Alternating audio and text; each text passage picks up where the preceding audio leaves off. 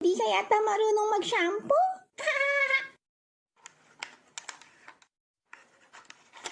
Huh? Hmm.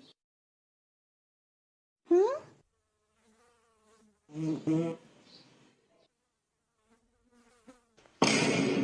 Hala?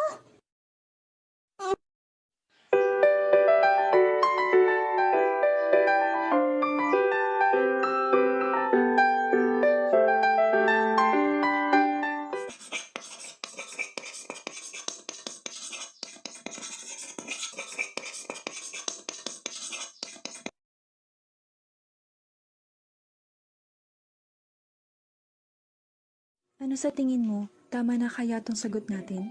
Tama na siguro yan. Kanina pa natin to ginagawa eh. Uy, alam nyo ba?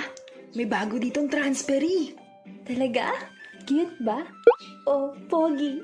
Balita ko, nakakatakot daw eh. Ha? Ano itsura nun? Laki siguro ng katawan. Tapos macho. Tapos mukhang sanggano. Hala, nakakatakot nga. Nakakatakot na ba yung itsura na yun sa'yo? Hindi. Ang ibig kong sabihin, Nakakatakot talaga ang itsura niya.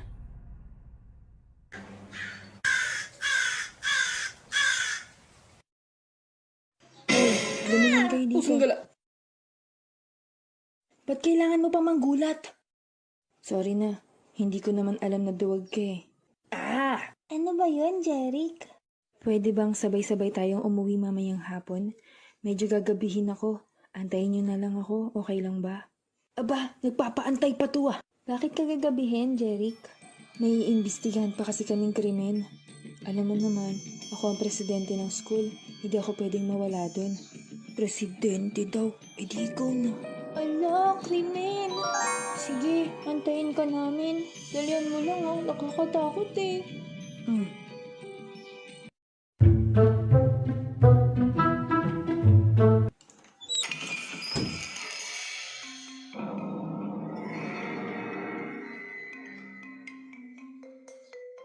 Hala, siya ba yung tinutukoy mo, Beshi? Sige anak, pumasok ka.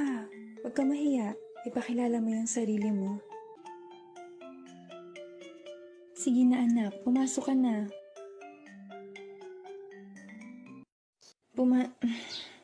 Pumasok ka na anak. Sige na.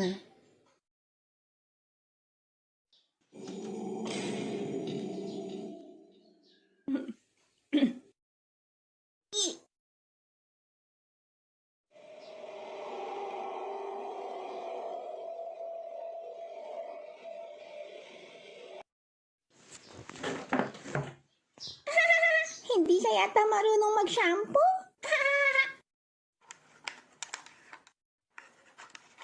Huh? Hmm. Hmm?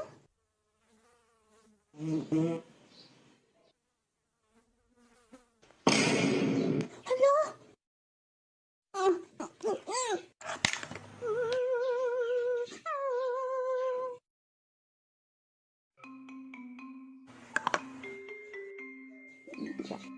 Okay, sige. Umupo na siya agad. Anak, pwede ba naming malaman ang iyong pangalan? Para makilala ka naman ng mga classmates mo at maging kaibigan mo rin sila. Wag na lang. Mas mabuti nang wag mag-aral kaysa maging kaibigan yung katulad niya. Uy, Blashy, wag ka namang ganyan. Oo nga naman, Blashy. Hihi. Oo nga naman, anak. Dahil dyan, ikaw na lang ang magpakilala, Blashy. Para maging kaibigan mo naman siya, hawakan mo ang kamay niya. Sige na, Blashy. Gawin mo na. Hi, ako nga pala si Flashy. Arte naman. Anong meron sa Ouch! Nice to meet you too, Beshi. Okay mga anak, ako na lang ang magpapakilala sa kanya. Ang pangalan niya ay Cheryl, 14 na taong gulang at ang kanyang mga magulang ay... Naku, mukhang uulan ng malakas, pero ang ganda-ganda naman ng panahon. Ano nga ba ang ibig sabihin ng salitang kaibigan? Ito ay isang uri ng tao, pwede ring hayop, aso, pusa, may tuturing din natin silang kaibigan.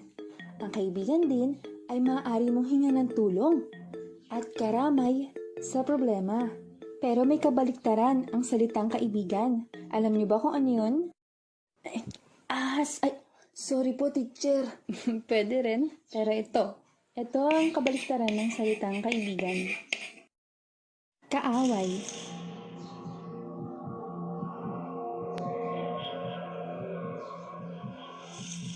Okay, ang activity nyo ngayon ay idodrawing nyo kung ano ang pagkakaiba sa tingin nyo ng salitang kaibigan at ng kaaway. Okay, pasa nyo yan mamaya. Walang uuwi hanggat hindi nakakatapos. Okay, class. Pass your paper na. Finish or not finish. Bye, Ma'am!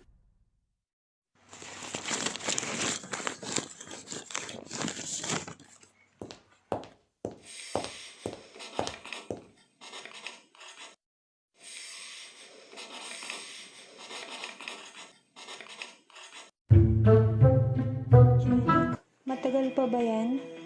Oo, Selly. Mukhang matagal na investigasyon to. Ganun ba? Uwi na muna tayo. Hayaan mo na muna sila dyan. Gabi na eh. At saka nagwawala na si Patrick. Sige, kunin ko lang yung mga gamit ko. Okay. Tapos, hinabol kami ng aso. Muntik nang makagat si Jeric. Ang bagal kasing tumakbo. Buti na lang nakatakbo kayo. Kasi, kung hindi, baka nakagat ang Jeric ko. Sana nga nakagat na lang eh. Uy, wag kang hihiling ng mga ganyan.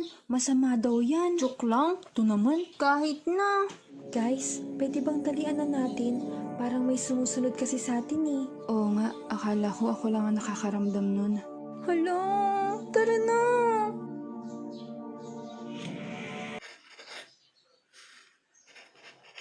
Ay, natapos din ang lesson plan. Ginabi na rin pala ako. Ay, oo nga pala. May chichikan pa akong papel ng mga bata. Tapusin ko na nga. Saglit lang naman to eh. Naku, ang mga bata!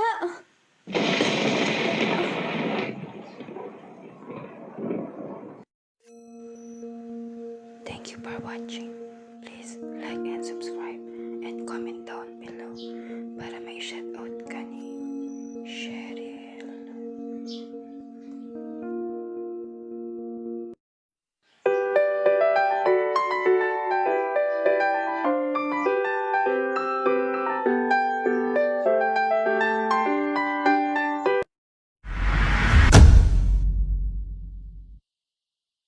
Bakit kaya sumusunod yun sa amin kagabi? Ano kaya ang pakay niya? Good morning! Hala, wala pa palang tao. Masyado pa yata akong maaga.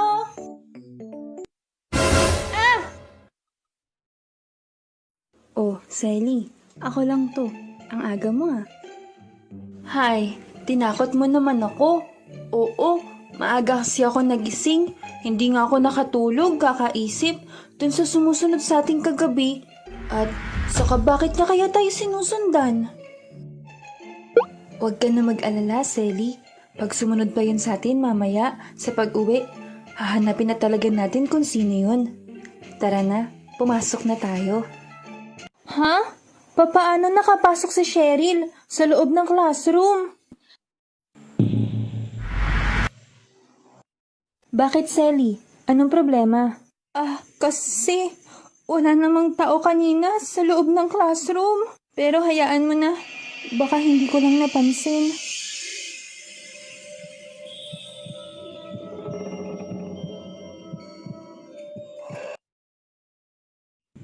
Woo! Don't worry, ladies. The most handsome is here.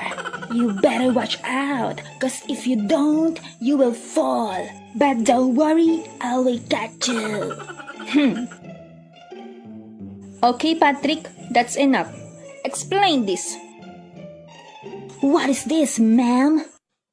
That's your drawing, Patrick, about friendship.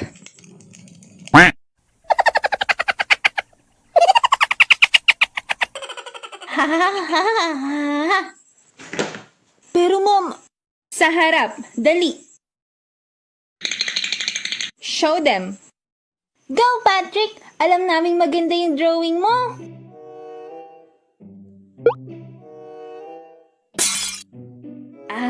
Di ba kasi ang kaibigan ni gagawin para sa'yo ang lahat?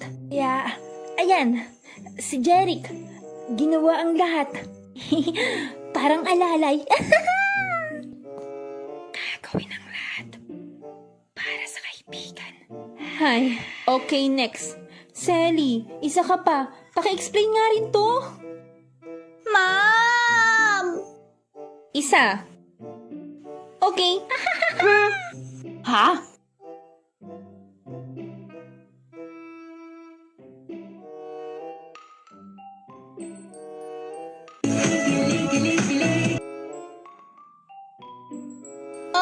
Wag po kayong mag-isip ng kung ano po dyan. Ito po si Jeric. Ito po si Wendy. Ito po si Patrick. Kami lang po tong apat. Hay, ang sabi ko, ang i-drawing nyo tungkol sa kaibigan. Hindi alalay at hindi rin pamilya. Ha? Cheryl, anak. Ikaw na ang next.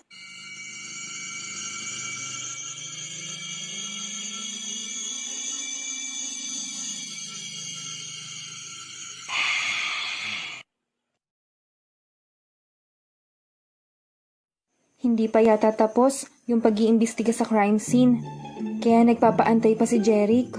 Grabe, yung explanation ni Cheryl dun sa drawing niya, nakakakilabot. Sunduin na natin si Jeric. Baka kung ano pa ang masamang mangyari sa atin pag inabot pa tayo ulit ng gabi. Oo, sige, tara.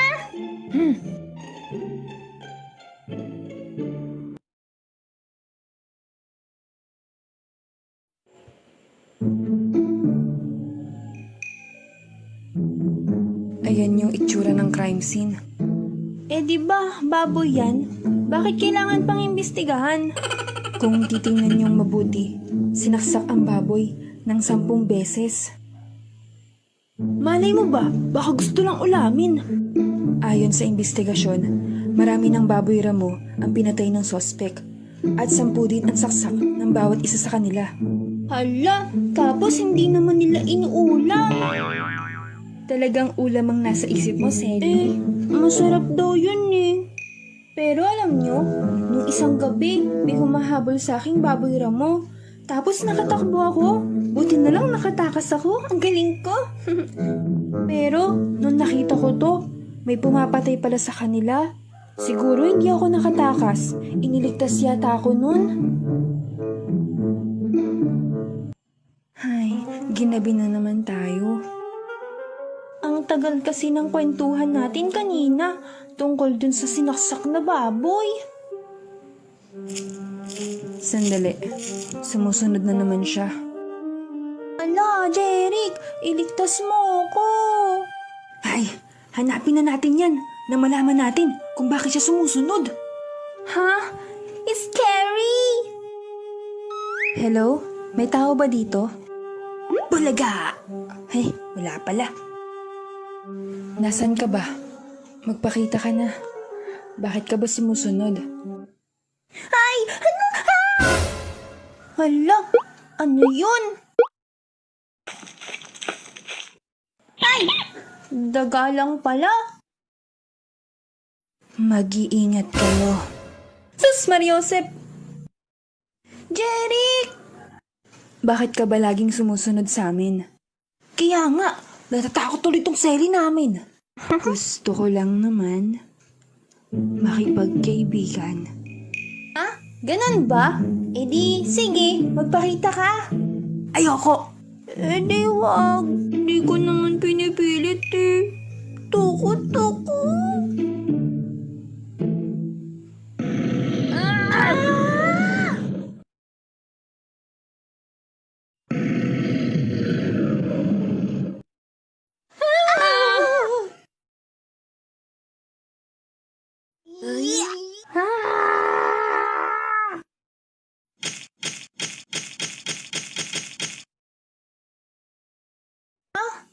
So, anong ibig sabihin nito? Nakawala kasi ang 10 alagang baboy ramo ng aking namayapang lolo. Hindi sila pangkaraniwang baboy ramo. Kumakain sila ng tao. Ah, kaya pala ang daming namamatay na baboy ramo. Inililigtas mo pala ang mga tao. Okay. Case solved.